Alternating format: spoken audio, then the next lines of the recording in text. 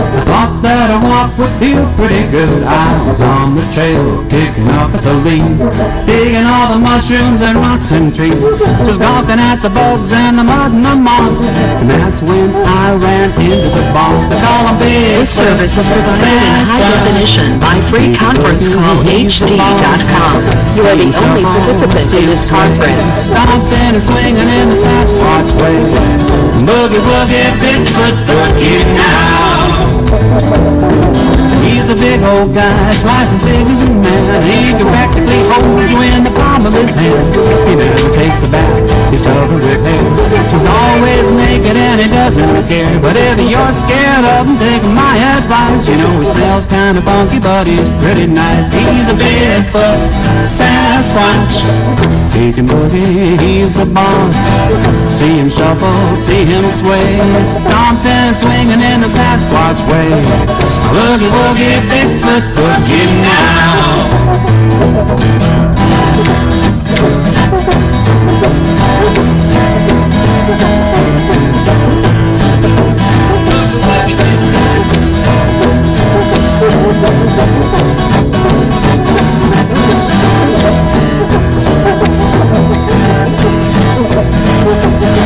He can stop out a fire with a great big This service is provided in high definition by free conference call HD.com. You are the only participant in this conference. His neighborhood, so if you visit there, don't leave your trash behind. If you meet any critters, you better be kind. Bigfoot Sasquatch. He can boogie, he's the boss. See him shuffle, see him sway, stomping and swinging in the Sasquatch way. Boogie woogie, Bigfoot boogie now. If you ever do meet him, don't spread it around. At least don't tell anyone where you found him. He's not an attention-seeking guy. He's bashful, kind of camera shy. Staying out of sight is what he's gotta do, because he doesn't want to end up living in a zoo. He's a Bigfoot Sasquatch. He can boogie, he's the boss. See him trouble, see him sway, stomping, swinging in the Sasquatch way. Boogie woogie, Bigfoot boogie now. Boogie woogie, Bigfoot boogie now.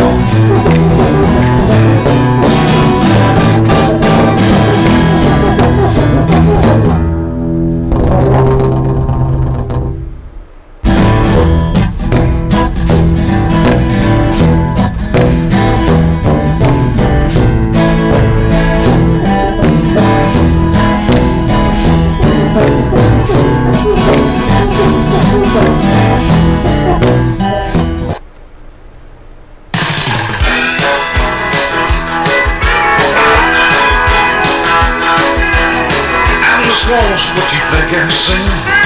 Something strange, you know. Sasquatch sitting on the cypress knee, and he was talking to Moccasin Joe.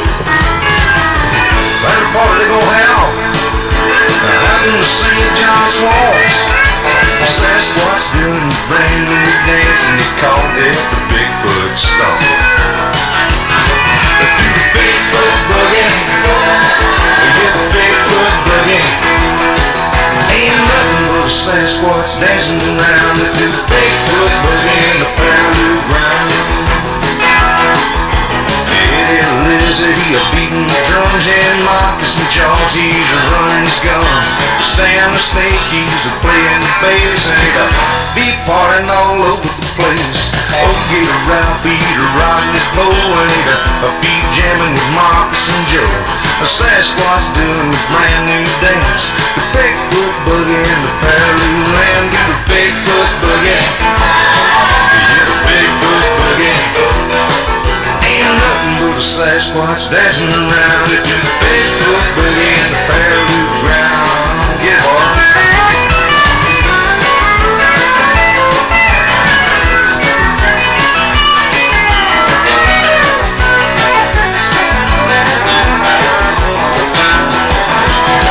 Last night to a terrible sound, well, a whole lot of noise, something shaking the ground. Crept in the swamp where they were getting down. Do the Bigfoot boogie in the parallel ground. Do the Bigfoot boogie, yeah, the Bigfoot boogie. Yeah, the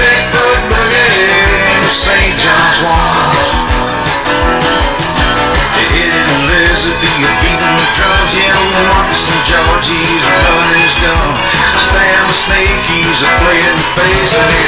Feet parting all over the place. Yeah, hold Peter right, Peter rocking the floor. Feet jamming with Marcus and Joe. Sasquatch doing a brand new dance called Bigfoot Boogie. And the Prairie Man do the Bigfoot Boogie. Doing the Bigfoot Boogie.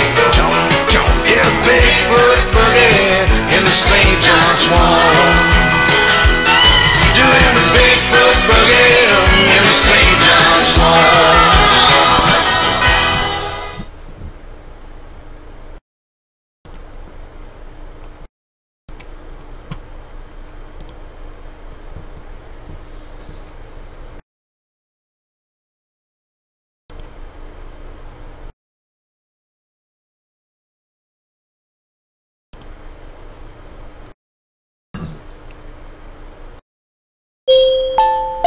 This service is provided in high definition by freeconferencecallhd.com. You are the only participant in this conference.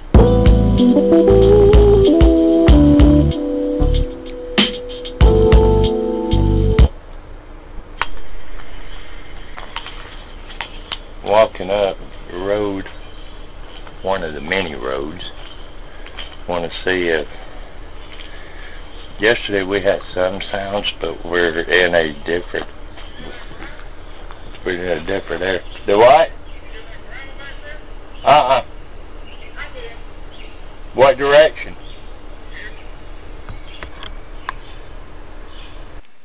No, I didn't hear it up here.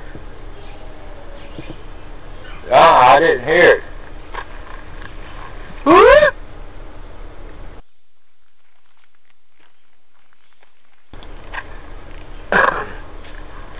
Rena and Jeff heard a growl back off the other way. Probably, I don't know, they were probably about 40 yards from me now. I didn't hear it. I was talking at the same time. Trying to get a response or anything. They might get a response back from something.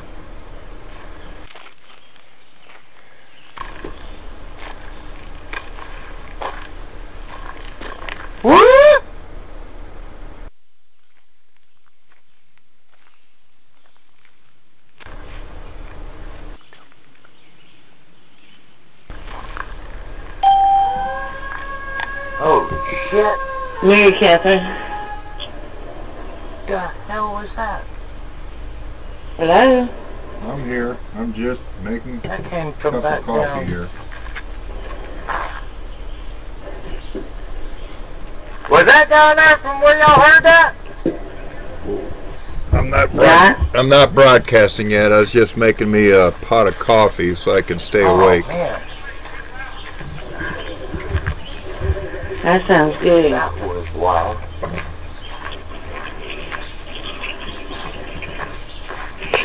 We're gonna have Roger Peterson on tonight.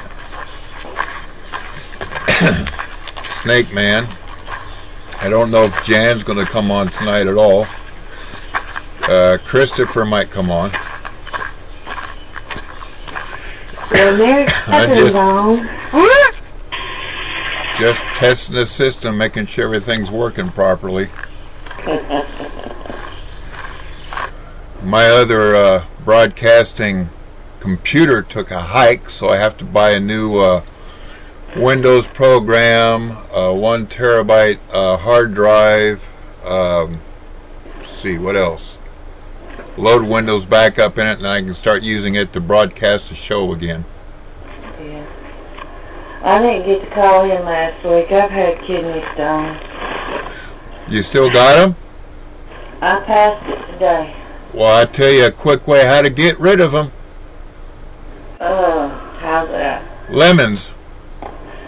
I had some Lasix, and I drank a lot of water, and but it was bad. Just put it that way. Yeah, you take. But it's gone. Thanks, good Lord. I I was hurting pretty bad last week. That's why I didn't call. Yeah, you take a lemon, about 5 or 6 lemons, you squeeze them into a container, and then after you squeeze them into like a glass or something, you drink 1 full 8-ounce glass of pure lemon juice. Don't add nothing to it, just drink it straight. It's terrible, I know, but it works. Then you're not in danger from that dam, are you? No, that dam's like 100 miles south of me. Oh, okay. And anyhow, you drink that glass of lemonade, and what you do is you don't eat nothing on top of it. You drink 1 glass of water on top of it, and you wait a couple hours, and then you drink 2 more glasses of 8-ounce water on top of it, and then you go to that. You do it at night before you go to bed, and then next morning the stones will be gone. Yeah. The only bad thing about lemons is it eats enamel off your teeth. No, they don't eat enamel off your teeth. That's an old wise tale. Really? Yeah, that's an old wise tale. If that was true, they would have ate the enamel off my teeth a long time ago. The Spaniards used to use lemons to get rid of scabies. Really? But I've been worried about you and that dam. I've got some friends out in California, and What part? I'm not for sure exactly where, but they were on high elevation and down. I know Oroville, they're still on alert. I don't know why, but they're still on alert. San Jose, some parts of San Jose, some parts of San Diego have been having flash floods and everything down south, so I don't know. That sounds like down the Mississippi River in New Orleans. Right. They're not used to stuff like that. We got a big dam here in Tuscaloosa, and if it was to go, Northport, Alabama, would be no more. There was a Jonestown flood, and I don't guess I know him.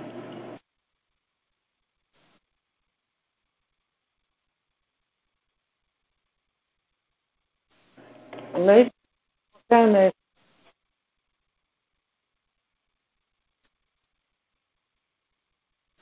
Snake man.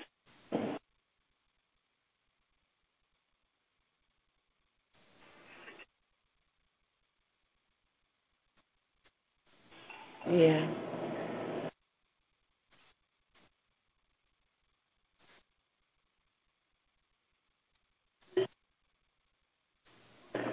Well, me and my neighbor here that's about 3 miles away, we're having it pretty big. So it's 82 degrees down here today. I want to go get my bikini and lay out in the sun and get me a suntan.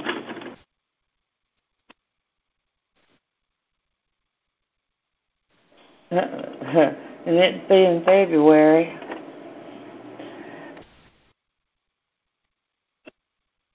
Well, we're in the South. We're in the South. And I remember laying out in the sun in February before. But all I have to do, I've got enough Native American Indian in me that I can just sit in the sun and turn chestnut brown.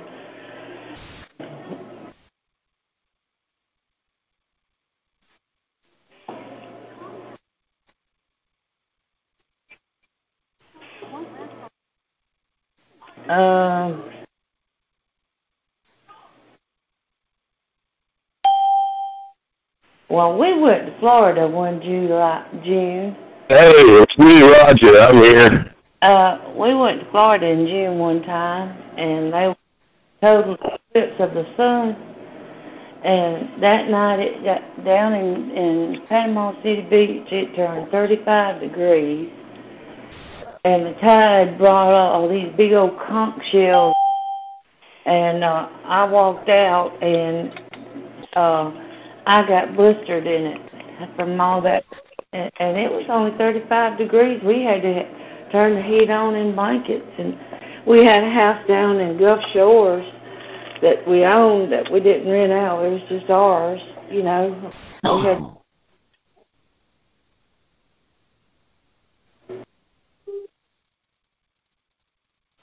Oh, come on. Hey, I did. I sure did. When I was...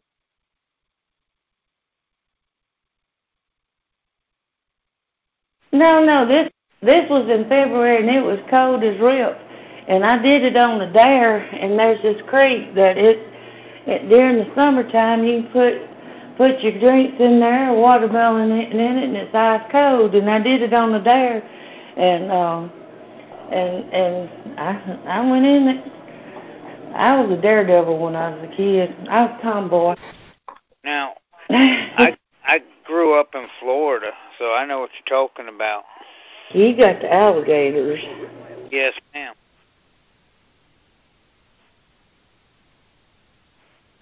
Yeah. Who needs pool toys when you got those swimming around? And then boa constrictors.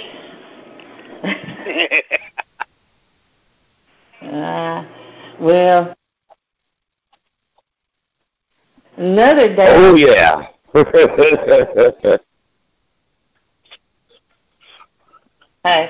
You already did. When I was 18, I was dating this guy, and we went over to Deer Lake, and they had about a 75 cliff over there, and dared me to jump off of it. Said, I said, I will. If I do it, you're going to do it too. And it's on the cliffs, you know, rocks. And I took off a run, and I jumped in that water.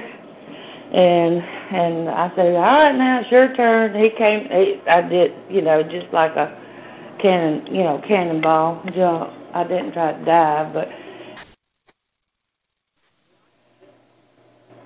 This conference is being recorded.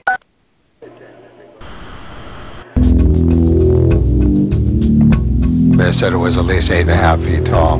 It wasn't more than... We probably locked eyes for maybe 3 seconds, and that was enough for me to just be completely scared out of my mind.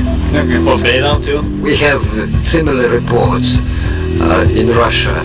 I must have watched it for about, a minute and a half. A large something.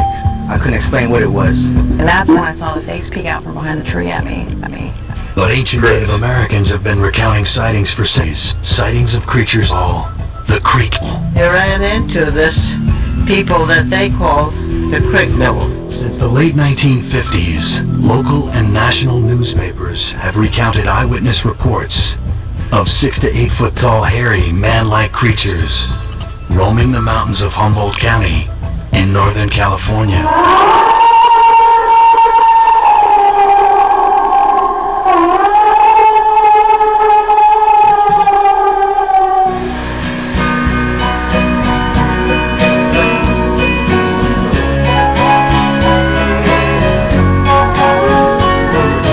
Came down from the mountain where the crystal waters flow. No reason to consider company might show, but destiny would find you where you walked across the sand. Leave a world divided. Did Roger film a Bigfoot or man? Where are you now, Patty? Well, welcome, folks. It's that time once again for the Friday evening Bigfoot Radio. And now for the Bigfoot research teams from across the country. Welcome, everyone. How is everyone doing tonight?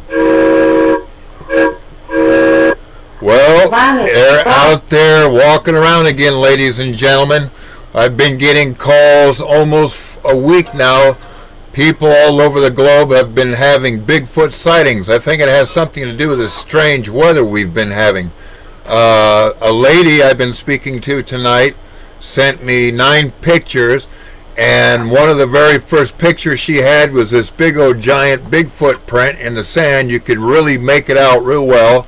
You can see the stick structures. You can see where the grass has been bent down by the swamp or the water, wherever she's at. I think it's in Indiana.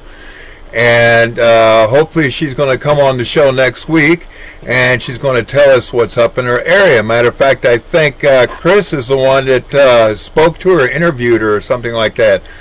You want to tell us about it, Chris? Yeah. Good evening, everybody. So I had a friend of mine.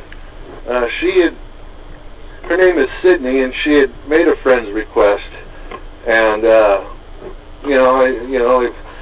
started looking at the stuff that she had going on around her property, and the more and more I looked at it, I said, man, I'd be terrified if I was that little girl. She's a young woman. She's not a little girl, but I mean, she's got a big property, and I think she's got her mom and dad. Thank God she's got a big old German Shepherd, but I just wouldn't want to be, I got a kid, I got a son, and I think my son would be freaked out on a big property like that if there was stuff going on. I mean, it don't matter if you're a man, woman, or what, I mean, when you got stuff going on and you're kind of isolated out there, it's just, I really sympathize with that family. I mean, it doesn't seem like they've had any aggression.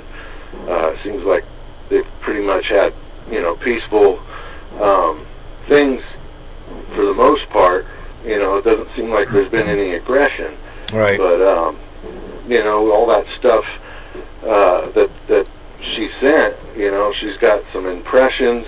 There's, like you said, the grass is matted down in certain areas. There's a spot where, log was knocked over and something was grubbing out of it. There was, what else? An area where there was a tree raked, looked like something either clawed it real bad or raked its rack. It's not, shredded to the point where I'd say it was done by a chainsaw. Didn't look like that too much to me. It's just, and the thing that blew me away is she showed me a picture of these, and I've seen this over other places, in the Pacific Northwest. One of the ladies that has it happen a lot is that Barb Shoop and her team. They have a lot of these gifting things happening where these creatures will leave like a pair of forked branches, and then they'll put a forked branch crisscrossing it. It's kind of like a gift or an acknowledgement. Now, Sydney left out an apple, and it was taken. She's got a swampy area, big pasture land that's surrounded by big trees. I think there's a creek on one of the tree boundaries of the property, and I believe she's got a pond back there. There's ducks. So I mean, it's a habitat it's a place where a Swatch could pretty much go and be unnoticed, following the tree lines. And I have a feeling that's what they do out there in those rural country. Like out here in the Pacific Northwest, it's just an unbroken block of trees and trees and trees, and then you'll go out into the farmlands, and then you'll have these blocks of properties, and a lot of times people don't have fences. They'll just have their old tree line, and that's their boundary. And it seems like she has one of those type of properties where the tree line's the boundary, and those things they'll follow. When they got to travel from one block of unbroken forest to another, and they got to go through a valley, through farmland, they'll use those tree line boundaries to make their way to the next wherever, next rendezvous point. And just from the stuff that she's shown me, I just, at that point I said, you got to get a hold of the BFRO or something and, get a team out there. I mean, I'm messed up. If I was closer, I'd bring my family out there and go take a look and go and, you know, introduce ourselves to her family and see what they got going on. But that's a long way away from where I'm at. Right. Nonetheless. What state is that in? She's in Indiana. Yeah. And I don't have any, I got family in Indiana somewhere, I'm not sure, but yeah, just one uncle and one aunt. As far as me, I've never been out there. Don't know what it looks like or anything, but you know, one of the weird things that I was looking at, and I was reading this book that I have, and it's like monsters, goblins. What the heck was it? Is it Monsters, Myths, and Me? It's the one by. Let's see, got it right here on the bed here. It's by Linda Godfrey. I'm sure you read that one.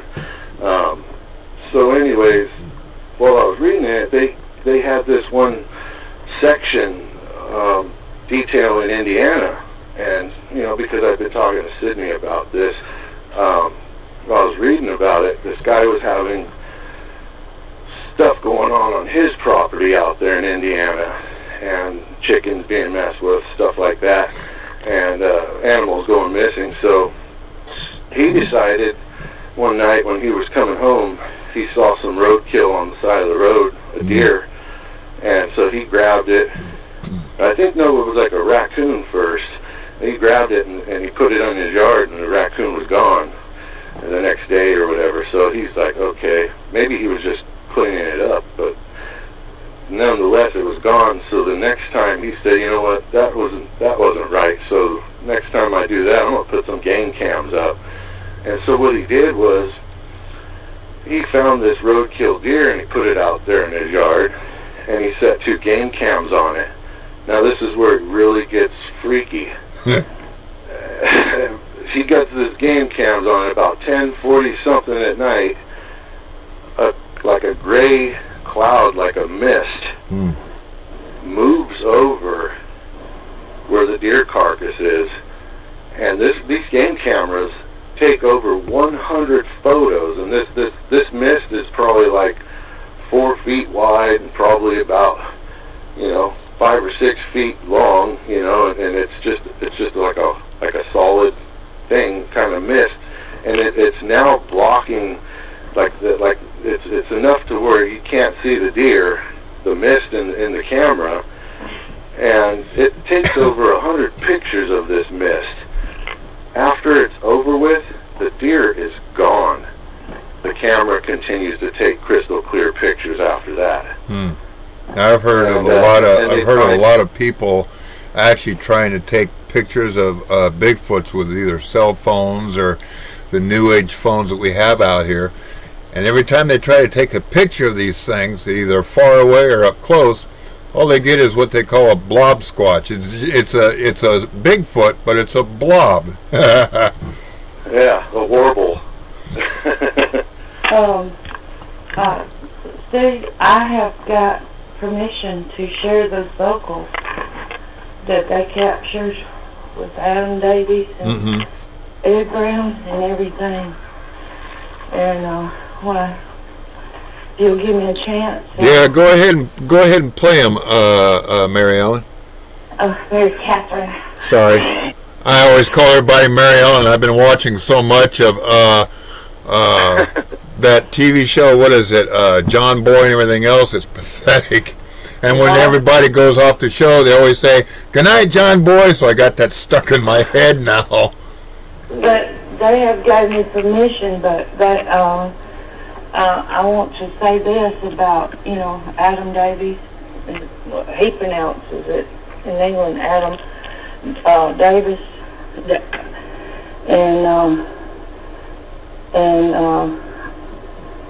but what I was going to say, as long as they get 100%, you know, it's their work, but they captured it here. I'm trying to get my cell phone on, but it'll start out with coyotes yelling, and and I'm telling you, it sounds pretty bad. Yeah, I've got one of your recordings before. I saved it on here, and you could hear the dogs in the background, and then you can hear this weird yelling in the background. Well, Adam Davies came and stayed for 5 days, him and Ed Brown, but David Ellis has been, doing my vocalizations for me, and he's done a terrific job, and I give them all the credit for it, because they have worked real hard with me, because like I told you, I thought I was going crazy. I just wanted to, but I'm fixing to pull it up and turn the volume up, but I want y'all to hear what they captured here. You're gonna hear Cody's to start out with. Okay. And let me find it, but they got a lot. They got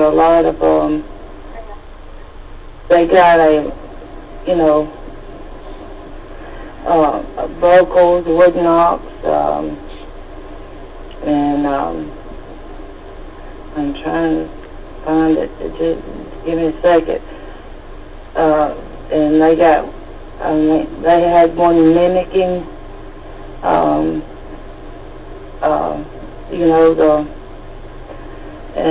mimicking like an animal sound or something like that? No, a human voice. Oh, okay. Yeah, but let's see. Let me. I'll tell you what. But it was like 30 degrees when they did it.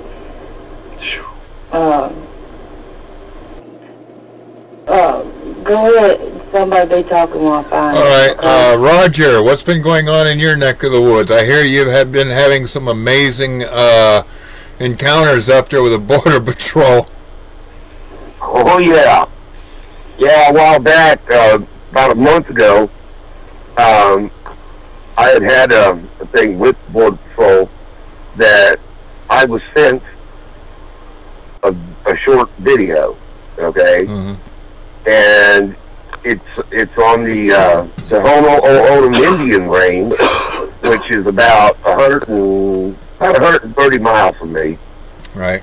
And they had one of their sensors trip while they were out in the helicopter, by all means. Okay. Okay. They're in the helicopter, and they had one of their sensors trip.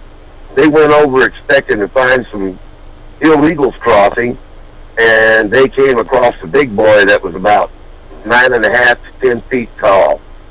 And they were like, "What the hell is this?"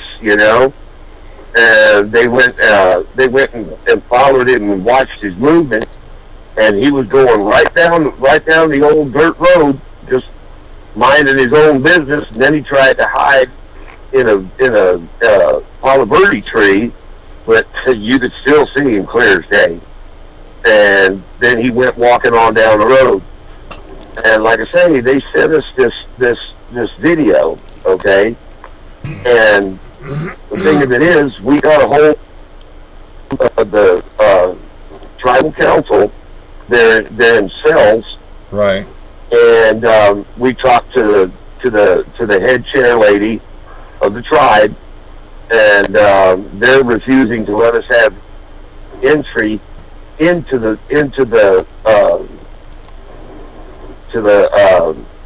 territory to document this creature.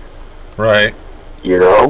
And I don't understand why, because we've got the howler down here in Navajo country up by the Grand Canyon. Right. And I mean, they're letting people come in and really investigate this little guy, But this is one pretty good sized goomer. I mean, you can see him plain as day on the infrared, and he looks to be pretty monstrous size. But like I say, you know, we're still trying, and we go and go through that way because I've got relatives down in Ajo. Right. So, you know, I can go down in there and say, hey, you know, I was just crossing through, and this guy asked me to give him a ride home. So, you know, hey, that's one way to get in there to see what I can find. There you go. And so far, we have found tracks in there that were 18 3/4 inch. Wow. Yeah, and they were about 9.5 across the ball of the foot. That's a 1,000-pound animal right there. At least. He's a big boy. You know. Christopher. And, I mean, wow. Yeah, Christopher, this is my friend. His name's Roger Peterson. It was me, Roger Peterson, Snake Man, and what was he? Richie, Timothy Holmes, and Jeff. We all went to New York, and we made a video up there. That one I showed you with the knucklehead in it. Good. And I thought I'd introduce you both because he's a United States veteran. Oh, thank you for your service, my brother. Well, I appreciate it. Thank you. And everybody get to know Roger. I hate asking him this. Tell everybody how you got involved in this Bigfoot thing. You know, I really hate bothering to ask you this, but he went out, I think if I remember this right, he went out with a team of people he was responsible for, and they were just doing some wood hiking or whatever, or day, or whether they were going camping or something like that. Yeah, and he wasn't expecting this to happen, so I'm going to let him tell it. Not at all. No, this was something that was the least thing on my mind. We had been working all week together, you know, and, at the Walled Lake Door Factory, and we was planning a fishing trip. And the place that we go was out at Painted Rock Dam, about 30 miles to the northwest of us, and we go out there and we'd spend a weekend fishing. Well, we got out there, and there was a place that you're not really supposed to go, but the fence was knocked down, so we thought, what the hell, we're going to, because we saw some people pulling some pretty good-sized catfish out of there. Anyways, we got in just about dusk, and we got settled in for the night for fishing, you know, sitting back, shooting the bull. And I found a place in the rock that was alongside the channel, and it was kind of like an easy chair, so I was kicked back and I was comfortable, you know. And we were there for, oh God, it was around 8, 9 o'clock when things really started happening around us, and we kept hearing weird noises and whistles and what sounded like talking, and then it turned to gibberish, you know. And we were like, what in the hell is going on here? So we had a fire we built right in the middle of us, you know. And we were running flames then about, I'd say about 3 foot tall, you know, enough to light the area there. And we had a Coleman lantern that we fired up, and it was really throwing a good bright light, you know. And it seemed that all of this stuff was happening around us just outside of the rocks, you know, where the light reached, you know. And that's as far as it would come. And I was getting tired. I just caught a catfish that was about 15 pounds.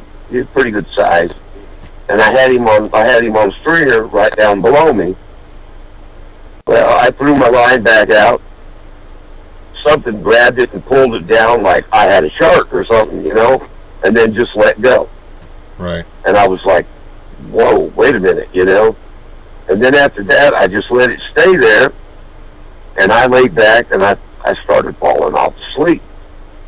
And we had a full moon that night, and it was shining down on me, and, you know, I was feeling really, really comfortable. And all of a sudden, it just got dark.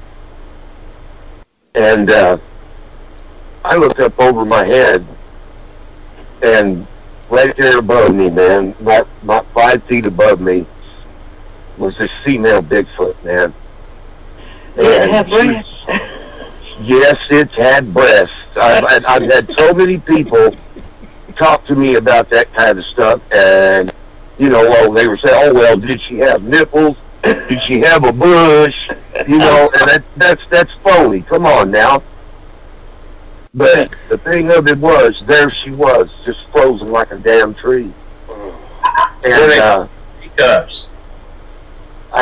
I rolled over and I grabbed my shotgun and I alerted the other guys, you know, and I told them, I said, hey man, we've got a Bigfoot. And they're like, yeah, right, come on, Roger, don't bullshit us, you know. And I told them, I said, no, man, I said, I'm serious, I'm not kidding. And looked at the clock, it was around 2:30 in the morning. And about that time, this fucking big fucker, over 9 foot, come out in the water right in front of us. And, I mean, I know he was 9 foot at least, because I was in that water myself, and it come up to my neck. And, I mean, barely, you know, where I had my head above the water. And, I mean, I stand 6'2", so I know how deep that water was.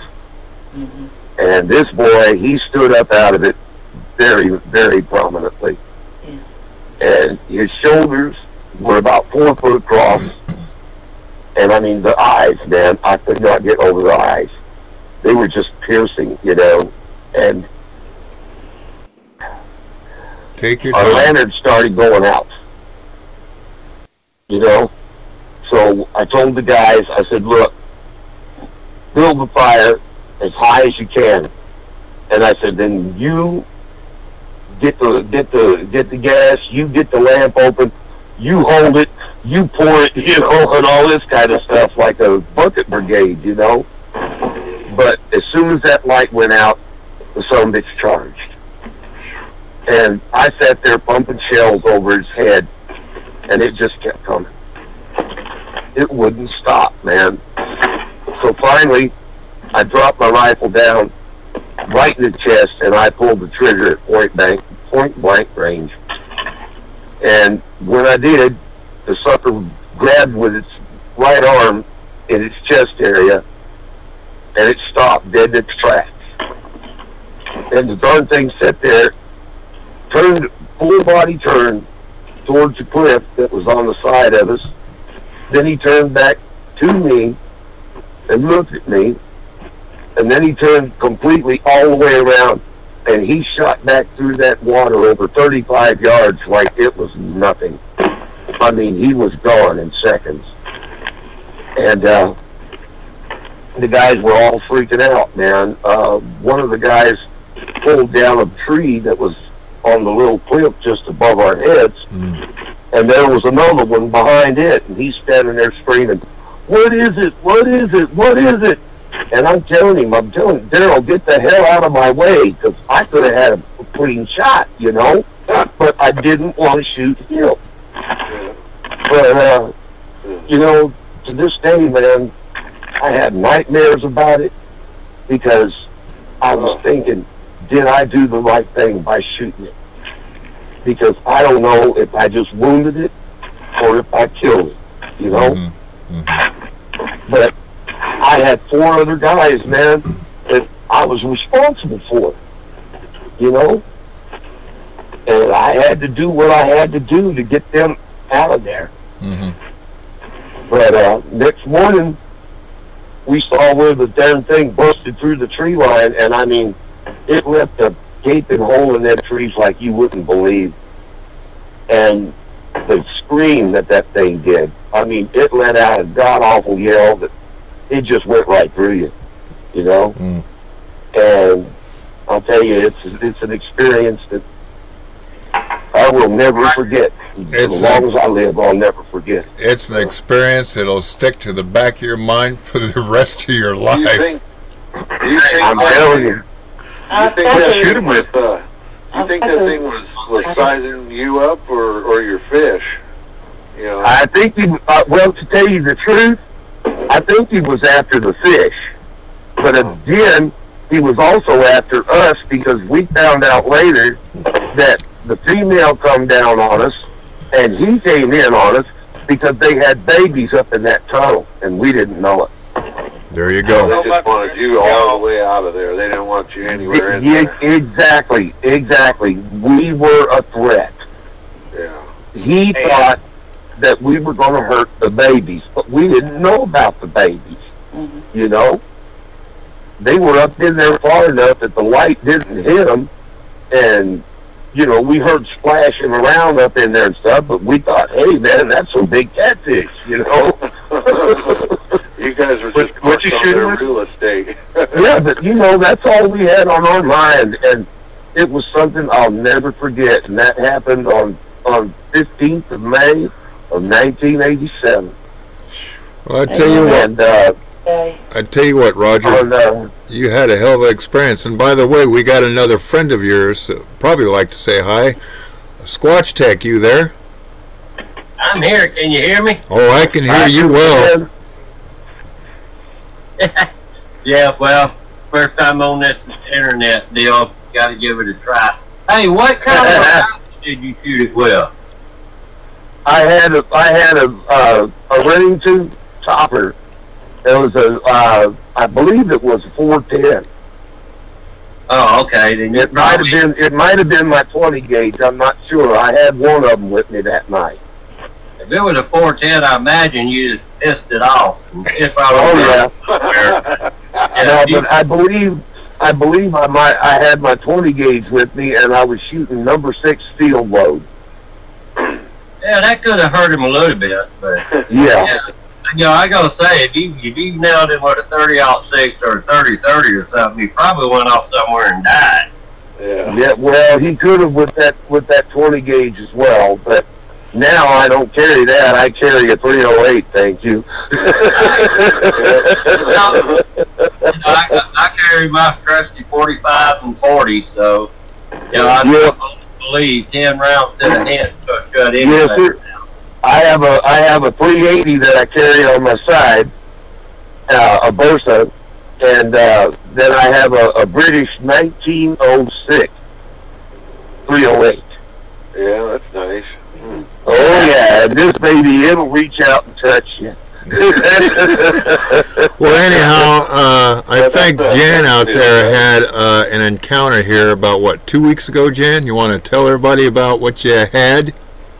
Well, it's not a big thing, but, you know, that place where we go to up the road we had found, actually it's about 2.5 miles up the road from us. Me and Brenda had went up there, and we'd gone up with another research member, one of the new members I got. We went way back in the back, and, you know, me and Brenda never went back there by ourselves. You know, you get so far back that things start telling in your mind, don't go there. You know, you don't need to be back here.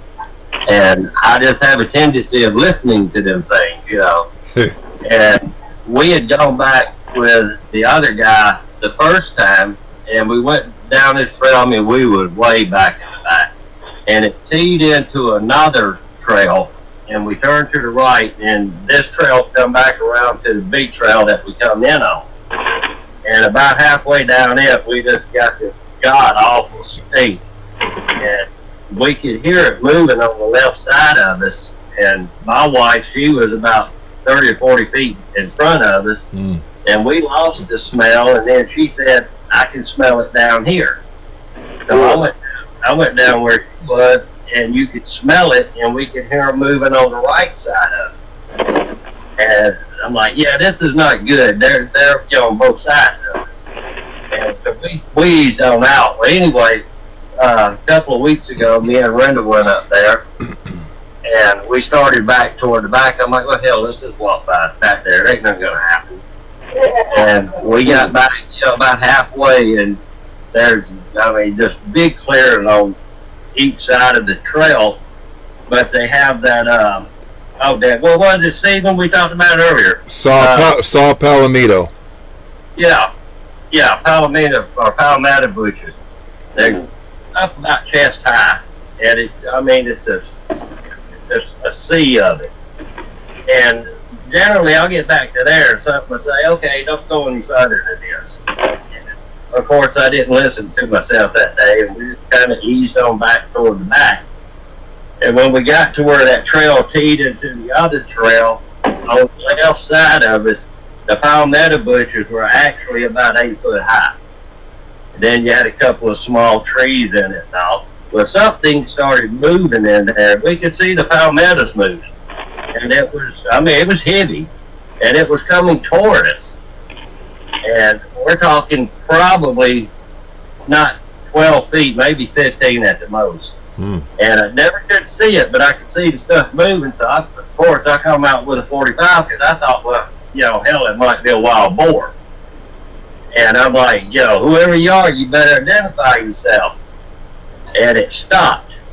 And it paused for like 4 or 5 seconds and started moving again, and it was coming toward us. And I said it again, whoever you are, better identify yourself. I have a gun. I will shoot your ass. And it stopped again. And Brenda, she don't generally spook that easy, but she looked at me and she tapped me. She said, "I'm scared." And I'm like, okay, but at this point we need to leave. So I'm like, you start down the trail and I'm gonna back up, back out. And we did. Whatever it was never came out. But I think if it had been a wild boar, he would have charged us. Especially at that range.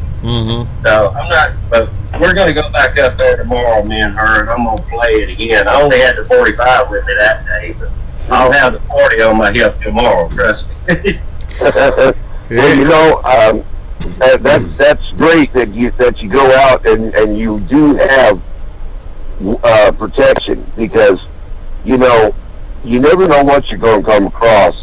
But I just want you to know, I'm not one that will go out to shoot the creature deliberately.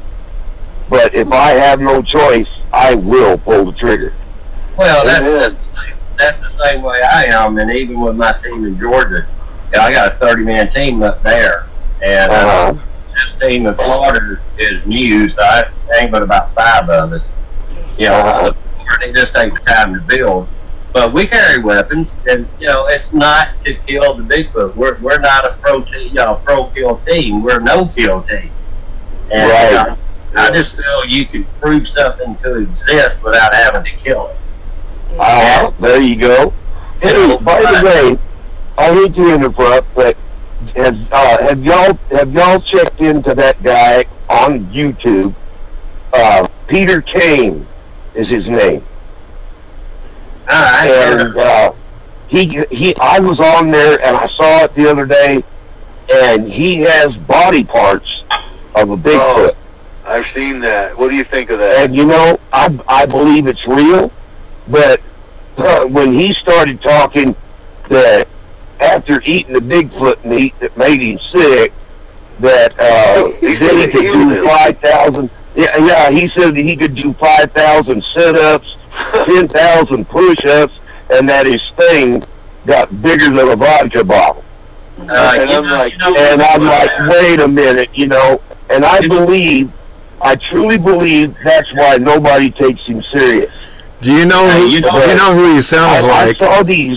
I saw these body parts up close, and they look like, they're for real.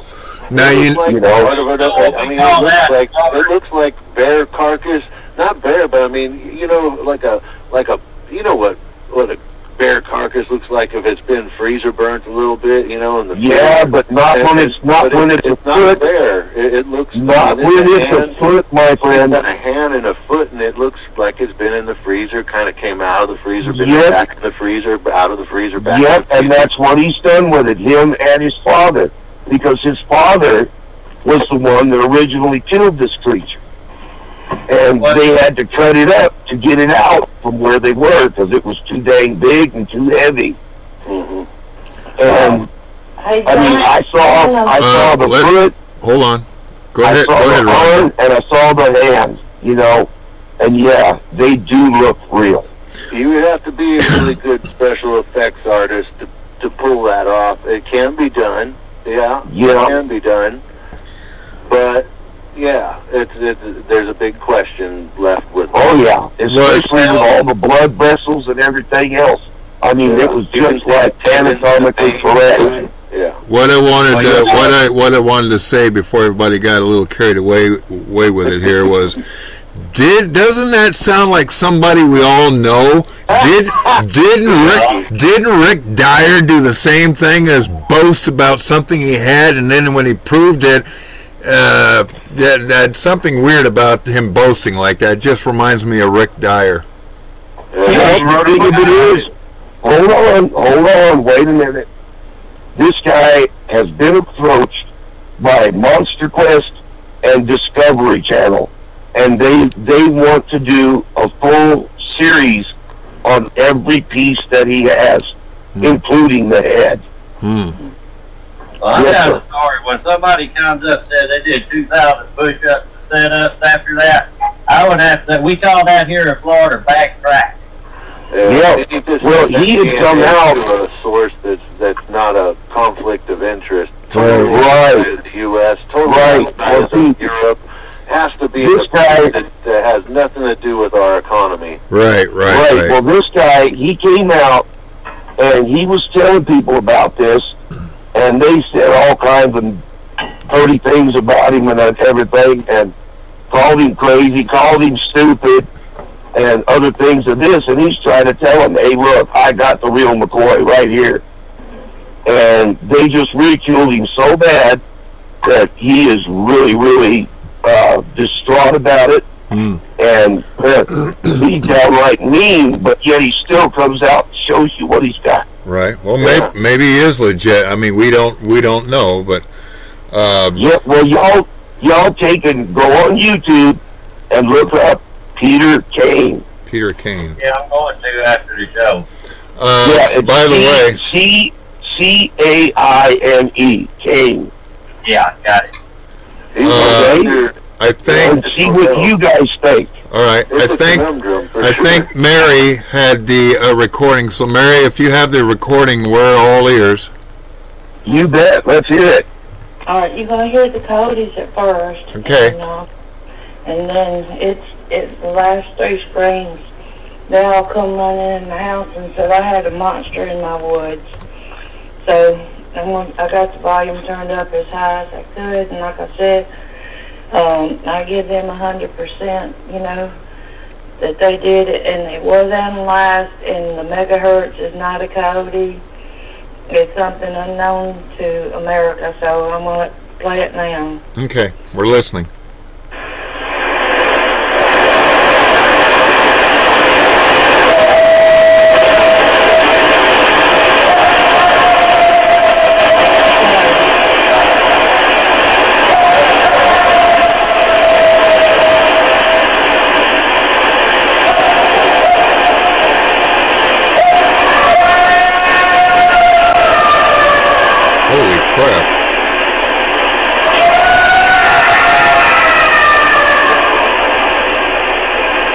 Oh my God. That put chills up my spine. I'm telling you what, that's the same yell I heard.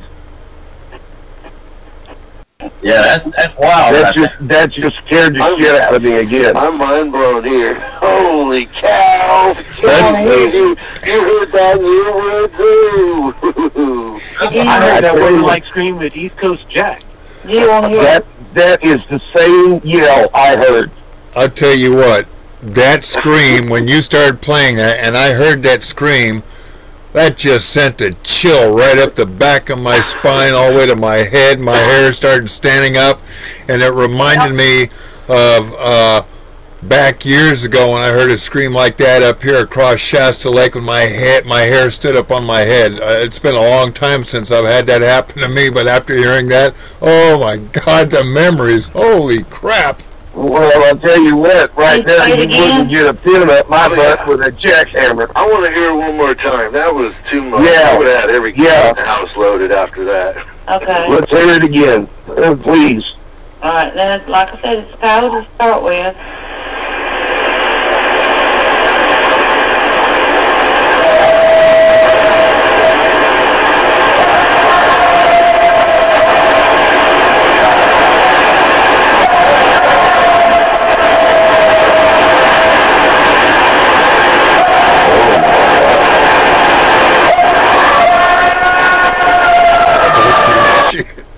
Wait, hold on.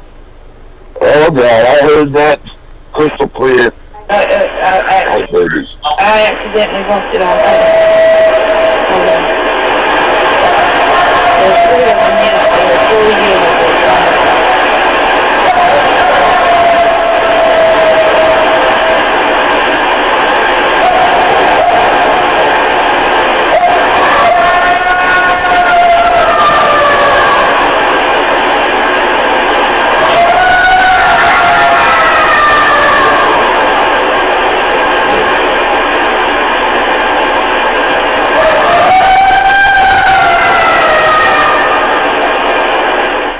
That's it. Oh, God, that's better than the recording I got. That was basically, that drowned out the sound of the coyotes.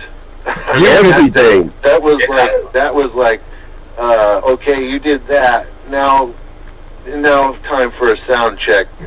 Boss of the Woods, Unquer. You know, I mean, like, what the heck? That was incredible. That was like it was saying, hey, I'm the one in charge here. I've got other ones. Oh, I've got other ones, too. Mary Catherine, was that at your house? Pardon me? Was that at your house? About 1/4 of a mile from my front door. Whoa. I had got to get with you later on, and yeah, you could tell that was as loud as a fire engine. I've been telling you all this stuff, and you know, and everything. I'm thinking about having a convention. Well, let me get all my ducks in a row down here in Florida. I'll see if I can get a small team and maybe come up there. Well, yeah. I get Adam David. That's something we need to do. That sounds like we got it right there. Oh, yeah, I'll come in with the GBRI team and the FBRI team. Well, I don't believe in killing them, and if you come... No. No, the only reason we carry guns, Mary Catherine, is for protection and protection only. And there's a lot of other things out in the woods that kill you. That's right. Yeah, like mountain lion. Lives matter too. You know. Oh yeah. Still, but squatting lives do matter. I got a video. I used my GoPro, and I saw something coming out of my yard going into the woods. And I saw a black panther, but it walked beside a bucket that I had hung up, and the bucket's 4 foot high. And I don't think a panther's hips is 3.5 foot high. I think it was... No, not quite. I think it was a foot leaving my yard, and if you go early, I've been trying to get a hold of that para breakdown. I don't know who has it. Oh, the Thinker Thumper or Thinker Thumper? Ma'am, can I ask you a question? Hold on. Go what ahead. I want to do is... I need to ask you a question. It was about 300-something feet away from me, and I turned my head toward the field, and I turned back around, but it was in the field at the time, but when I stopped at the mailbox, that's when I saw it going into the woods, and and I saw it was slick, black, and I could see muscles. I mean, that thing was huge, but I didn't see no tail. I thought it was panther to start with. I Ma'am, went to look at got it. a question for you. What? With the activity where you're getting all that yelling and stuff going on, does that happen right about after midnight until late in the morning? In the timber, they were coming across the road in front of me during Wow. Something like that. Really? Do you have any? Wow. Do you have any dogs? I know. I got a shepherd, and I've had roads run through my yard, and I recorded that and everything. But how does your dog behave when that? Does your dog one night he hears that? In the back door? Mary Ellen, Ellen, does your dog get real skittish? Does your dog get skittish? Well, he's grown. He's never been neutered. He's about 5 years old, and he's an alpha male all the way. Mary Ellen, I think Squatch Tech or Jan wants to ask you something. I done forgot what it was now. I was going to say in North, our activity up there would hit us about 1 o'clock in the morning, and it would go till about 4:30 in the morning. Oh, well, they holler during the night. But you know, when I was up at Docks this last time, when we went up on that expedition last year. Yeah, I remember that. We had one that actually came up on us about 5:30 in the morning. I've had him come on my house. Oh, yeah. I've had him come on my house. When I realized he was there and went to that side of the couch to confront it, he turned and I could hear him walking off through the woods. And, that's pretty late in the morning. Yes, sir. About 2 weeks ago, one was on my porch roof and it hit my husband's bedroom wall. Doesn't that sound familiar, Jan? They will definitely. Oh, yeah, and then they followed me over to my mother's house and let out a scream, scared her half to death. They followed me. I tell you what, Mary Ellen, Jan used to have one come up to the side of his house and slap the side of his house. Yeah, when I lived up in Franklin, Georgia, we had one up there, and he was an 8-footer. And he would let us know he was there by coming up to the side of the house and slapping the vinyl siding. And it was a bomb went off in the house. Well, now. Oh, yeah, bless me damn, one slapped the side of my RV and almost flipped it. Well, I found it. I had one slap a van one time down here in Florida. I had a solid white one on the bottom end of Clewiston, Florida. And it slapped the van, and that was Oh, yeah. Well, it'll rock the heck out of it, doesn't it? I've had them bang on they like climbing on my house and banging on my bedroom wall, too. But wow. They do that, man. Even up in Tennessee, where we used to go up there before the feds came in and shut us all down, they would come up there, and they had cabins up there. And they would come up and slap the hell out of the side of the cabins and then run off into the woods. Oh, yeah. I didn't. My husband knocked back at it. And then knocked it, and he knocked, and then knocked back and everything. And last week they were back up on the house, and I went outside, and it was walking over my head, over my porch, and my dog was on the other side of the carport looking up on the roof. But, no, I've been thinking about having a convention and everything. Every nut in the world up there. Well, no. You betcha. No. Hey, you'd have to worry about me though. You could ask Steve and Bruce why they call me RPM.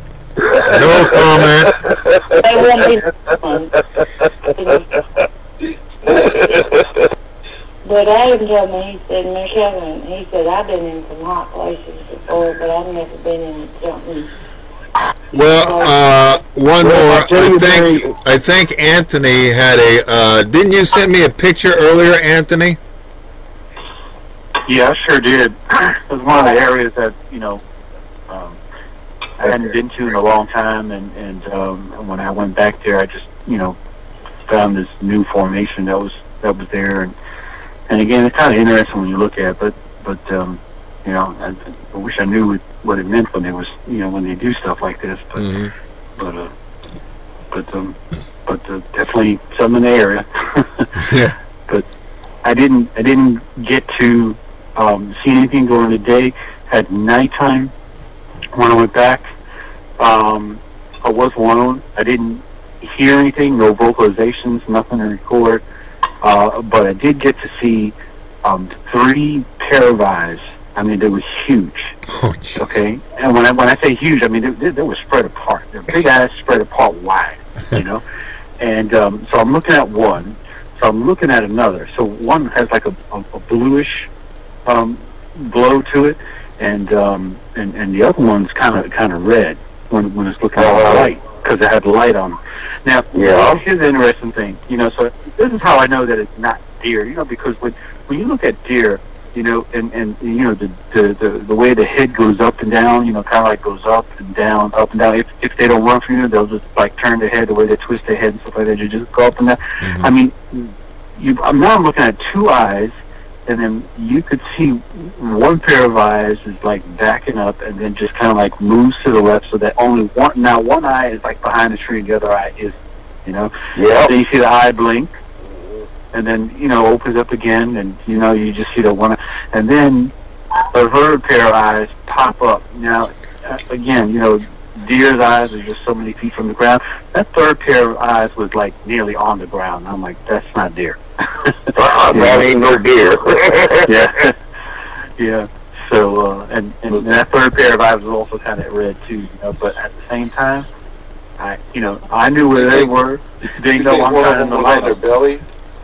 I think one of them was definitely the two lower ones were. There was one, probably. I don't know if it was just. I don't think it was on its belly, but I don't think it was standing straight up either. Yeah, that's a messed up thing about those things. Is most people are thinking that they're going to come and always have this face-to-face, chest-to-chest encounter.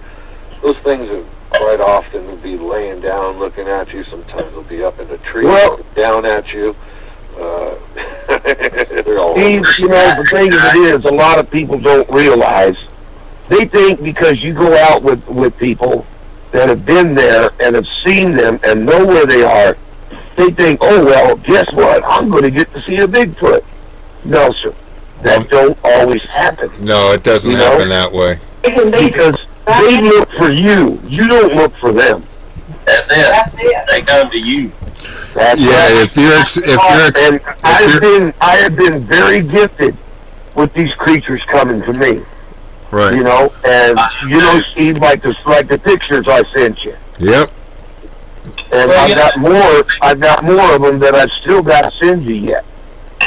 Well, I've been sending the pictures to Jan. I think Jan's got his work set up for him here in the beginning when the hot season gets in. And I'll tell you what,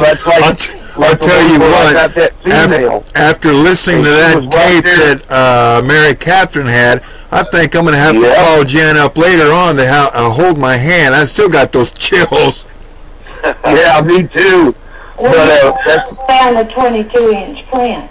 Wow. 22-inch. Good Lord. Wow. How tall is that? Great. That's a big one, about in the range of 12 to 15 foot. Yeah. No, I would 15. How big? 22-inch foot? Yep. I'd say about 9 or 10. 12 foot tall. That one that Bob Schlombach and J.C. Johnson up at Four Corners, and that booger was 15 foot tall. Holy crap! Well, I've got the picture of it. I need more equipment. Yep. And I don't have it. Anybody got any belong? I'm like you. I'm getting it one piece at a time. And Steve and I was just talking about one of those quadcopters with the video. Oh yeah. I just happened to be able to pick one up down here a while back, and it's not the greatest, but it does take pictures. You can do either single shot or video, and I can fly it really well just over treetop. So it gives you a pretty wide range. Yeah, I bought my grandchildren one of those tiny quadcopters you hold in the hand. It looks like a UFO. And I took it outside for a test flight. And I'll tell you what, I'd rather have a big one that's got the GPS, follow me mode, and everything else. Them small ones I can't even control at all. They ain't too easy the first time, are they? No. Hey guys. Thanks a lot, Jan. Hey, let me throw it out there to you guys before we end the show, though. y'all heard me say it before, but for the new people that Acton, if anybody comes up with any hair samples or feces or anything like that that we can get tested, if y'all can get it to me, I can get it tested by 3 different scientists. Okay, sounds good. It's not going to cost a dime. Well, listen, I want to ask y'all all, if y'all know who that does that pair breakdown. Who? I think put it in my field. And if y'all could give him my telephone number, Steve, you got it. I would appreciate it, because I think that was a foot crossing my field, and it was here in the day that it was coming from the chicken house to the woods. Okay. Oh yeah, no doubt. Because when I was out there fishing, we had chicken liver and pretzels. And the darn things, they stole our chicken liver bait, and they stole the damn pretzels. Oh. Now, I'm not kidding, seriously. And my hot chocolate. Was that out in Texas? Yeah. What part of Texas were you in? It's out there in Paris at Patnais Lake. Oh, okay. Yeah. You put out an APG on it? Yeah, but you remember that, don't you, Bruce? He muted himself out. Oh, well. I was just talking to my MRI guy tonight. You know, this guy, Don Krisky, got me in on a late, just a cancellation. He's from Austin, and I was talking to him about the Paris deal, and yeah, he was blown away, man. And thank you again, Don. Thank you for getting me in. I don't have to do that tomorrow. But that's where I got that mama nursing the baby. Was right there at Patnais Lake. Oh, what was that, Roger? The mother Bigfoot sitting against the tree and had the baby. That was when Timberline was out there too, wasn't it? Yes, sir. Exactly. Yeah. Next week, I've been asked to come and do an interview. They're going to make a video of me and everything. I want y'all to be praying for me, that I do, won't act like an idiot and go, all I can say is just be yourself, Mary Catherine. That's right, just be yourself.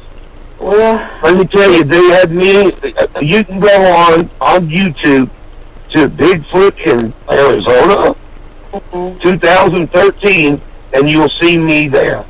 Yeah. And just be yourself, love. Well, just I be know yourself. my friend on Facebook. Roger. Yeah, just be yourself. That's thing we can tell you. Yeah. Someone hollered your name there, Roger. Yep. Consider the interviews on the radio here as sort of like a dry run. Dry run. Just take it in like, like you're talking to your kids. Right, like exactly. You give an authoritative voice. This is me. This is what happened to me. This is when it started happening to me. It happened this time of year. This was the type of conditions we were dealing with. And you just, like you said, be yourself. This is your story. And when you got the floor, that's all yours. It's your time. Yeah. Oh, yeah. Oh, yeah. I think Jan wanted to ask you something there, Roger. What's that? I'm here. No, I was just wanting to say that you're talking about Arizona. I used to research out in the Madazelle Wilderness out there. Yep. I'm down here in Douglas, Arizona, down on the border, and I've been pretty much researching down around the San Pedro and in the Dragoon Mountains in that area, and we have some activity out here. Oh man, that is cool. Yeah, we used to get it up in the Madazelle too. That's up there toward Payson. We were like 10 miles back into nothing. I mean, when you look, you look across the valleys. When you see these movies on TV that you call the wilderness, that's what we were looking at. That's what we were. I believe it. But me and Rick were talking about maybe a trip to Arizona one of these days. Maybe we can hook up. Maybe we can come out there and see you. Heck yeah, you'd always be welcome. If I have a convention, you gonna come? Do what? If I have a convention, you gonna come? If you have a conniption, will I call? No, convention. No, will you come? Like I said, well, if I have a connection, will you come? I may not come, but I know somebody. You already got his hand itching already, as it is. Who was that? Jan. Well, he don't live far. Now you guys, I'm working on an RV right now, so give me a little time to get it going. Space shuttle. I'm gonna let y'all camp out in the killing zone.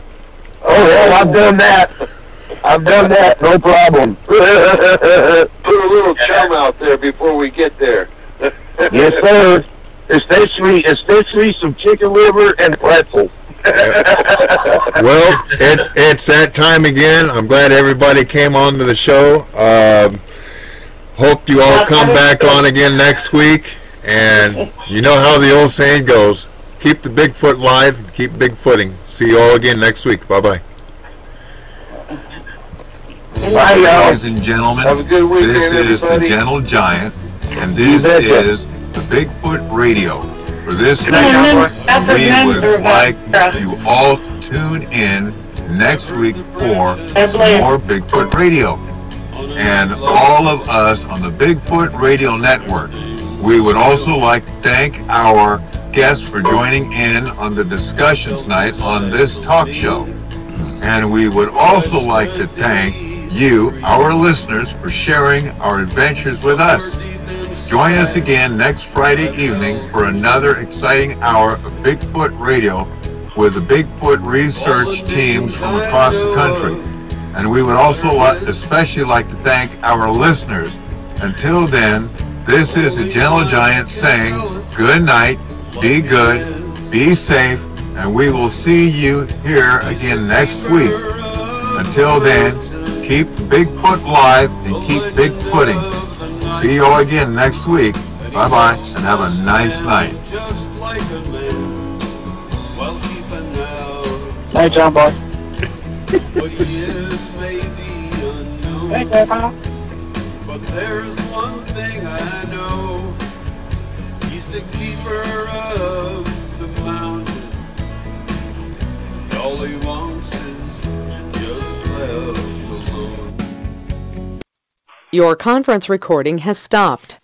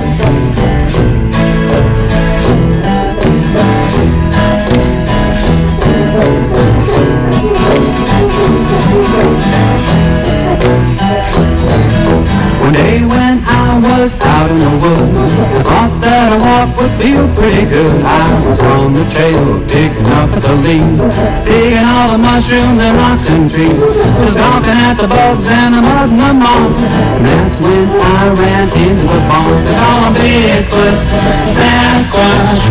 He can boogie, he's the boss. See him shuffle, see him sway, stomping and swinging in the Sasquatch way. Boogie woogie, Bigfoot boogie now.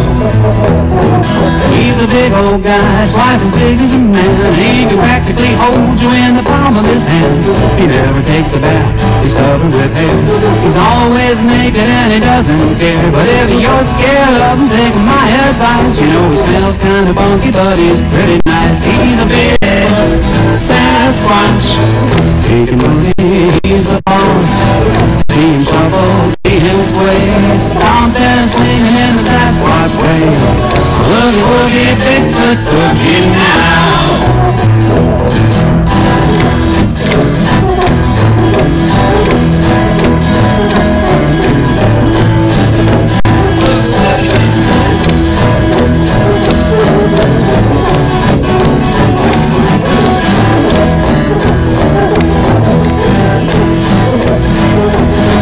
He can stomp out a fire with a great big feet while he's doing a shuffle to the boogie beat.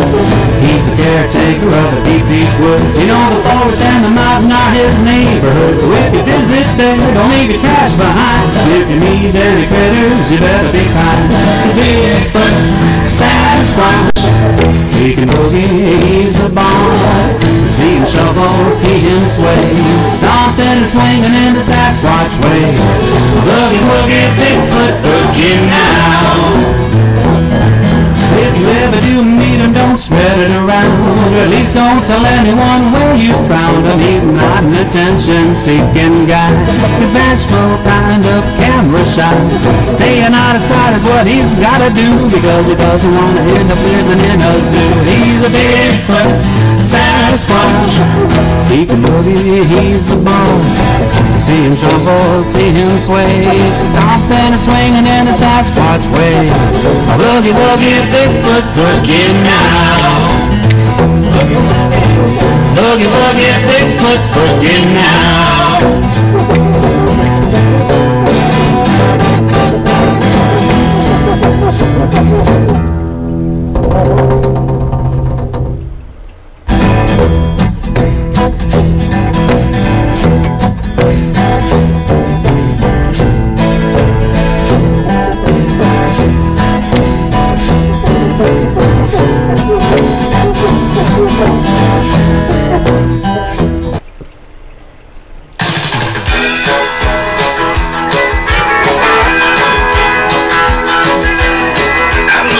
What you think I've seen? Something strange, you know. Sasquatch sitting on the cypress knee, and he was talking to Moccasin Joe. Well, the party they gon' have out in the St. John's Falls. Sasquatch doing a brand new dance, and he called it the Bigfoot Stomp. Do the Bigfoot boogie, get the Bigfoot boogie. Ain't nothing but a Sasquatch dancing around the Bigfoot boogie, the ground. Yeah, Lizzie, a beating the drums, yeah, moccasin jaws, he's a running his gun. Stan the snake, he's a playing the bass, and he's a beat partying all over the place. Oh, gave a Ralph, he's a riding his bull, and he's a beat jamming with Moccasin Joe. A Sasquatch doing the brand new dance, the Bigfoot boogie and the parallel land. Do the Bigfoot boogie, yeah, the Bigfoot boogie. Ain't nothing but a Sasquatch dancing around it. Do the Bigfoot boogie and the parallel ground. Get it on.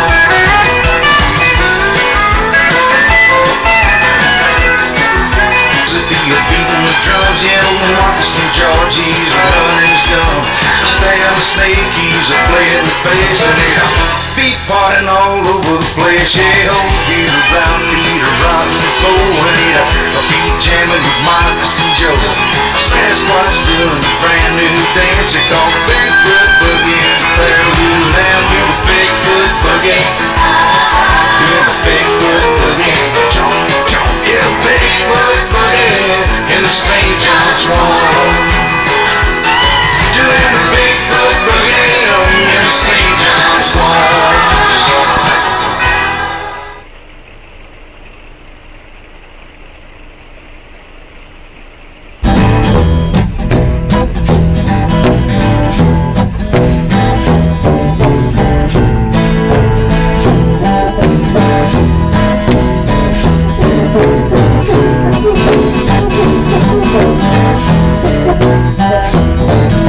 One day when I was out in the woods, I thought that a walk would feel pretty good. I was on the trail, kicking up at the leaves, digging all the mushrooms and rocks and trees, just gawking at the bugs and the mud and the moss. And that's when I ran into the boss. They call him Bigfoot, Sasquatch. He can boogie, he's the boss. See him shuffle, see him sway, stomping and swinging in the Sasquatch way. Boogie woogie, Bigfoot boogie now. He's a big old guy, twice as big as a man. He can practically hold you in the palm of his hand. He never takes a bath, he's covered with hair. He's always naked and he doesn't care. But if you're scared of him, take my advice. You know he smells kind of funky, but he's pretty nice. He's a Bigfoot, Sasquatch. He can boogie, he's the boss. See him shuffle, see him sway, stomping and swinging in the Sasquatch way. Boogie woogie, Bigfoot boogie now.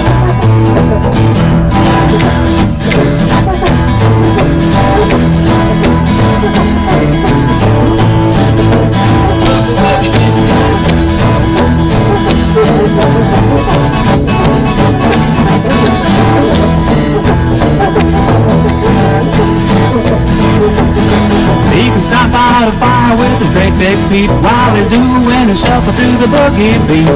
He's the caretaker of the deep, deep woods. You know the forest and the mountain are his neighborhood. So if you visit there, don't leave your trash behind. If you meet any critters, you better be kind. The Bigfoot, Sasquatch. He can boogie, he's the boss. See him shuffle, see him sway, stomping and swinging in the Sasquatch way. Boogie woogie, Bigfoot boogie now. If you ever do meet him, don't spread it around. At least don't tell anyone where you found him. He's not an attention-seeking guy.